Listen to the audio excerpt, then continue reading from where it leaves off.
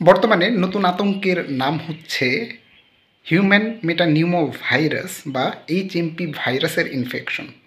আসলেই এত আতঙ্কের কোনো বিষয় আছে কি না, এর লক্ষণ কি, কিভাবে প্রতিরোধ করবেন, তো সবগুলো বিষয় নিয়ে আমি কথা বলবো। ভিডিওটি প্রথম থেকে শেষ পর্যন্ত দেখুন, আশা করি সমাধান পাবেন।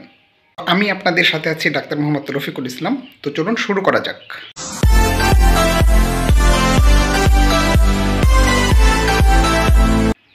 এই এইচএমপি ভাইরাস বা হিউম্যান মেটানিউমো ভাইরাস প্রথম শনাক্ত করা হয় নেদারল্যান্ডসে 2001 সালে। তো ধারণা করা হয় যে এর 50 বছর থেকে 65 বছর আগেও এটা আমাদের মধ্যে ছিল, এবং আমাদের যে সাধারণ সর্দি কাশি বা কমন কোল্ড হয় এর জন্য প্রায় 200-র মতো ভাইরাস রয়েছে যা কমন কোল্ড করে। তার মধ্যে কিন্তু হিউম্যান মেটানিউমো ভাইরাস বা এইচএমপি ভাইরাস একটি। তো আসুন, এই হিউম্যান মেটানিউমো ভাইরাস এটা যদি আপনার শরীরকে আক্রমণ করে তাহলে কি লক্ষণ হয়? সর্দি হয়, জ্বর হয়, গলা ব্যথা হতে পারে, কাশি হতে পারে, শ্বাসকষ্ট হতে পারে, নাক বন্ধ হয়ে আসতে পারে। কাদের খুব খারাপভাবে ইনফেকশন করতে পারে? যারা শিশু, যাদের আগে থেকে রোগ প্রতিরোধ ক্ষমতা কোনো কারণে কম বা ইমিউনো কম্প্রোমাইজড, যাদের বয়স 65 বছর বা তার বেশি। তো প্রিয় দর্শক, বাংলাদেশে কী অবস্থা ছিল?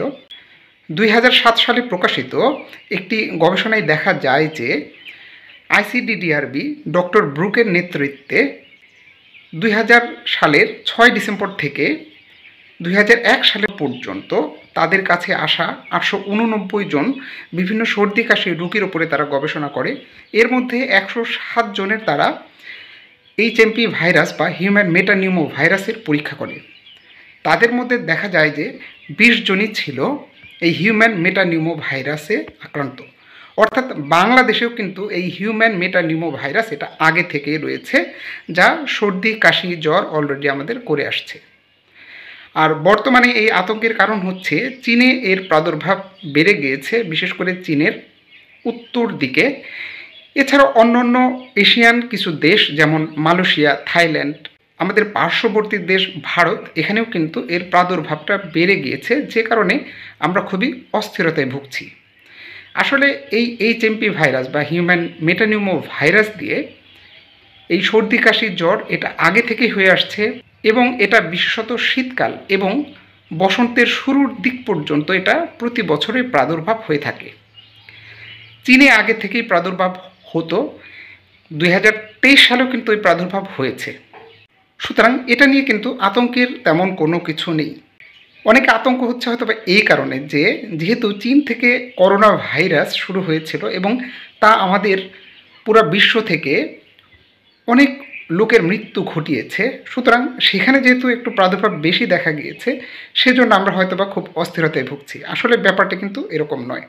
এই হিউম্যান মেটানিউমো ভাইরাস আগে থেকেই ছিল, এখনও আছে, ভবিষ্যতে থাকবে। সুতরাং অস্থিরতার কিছু নেই।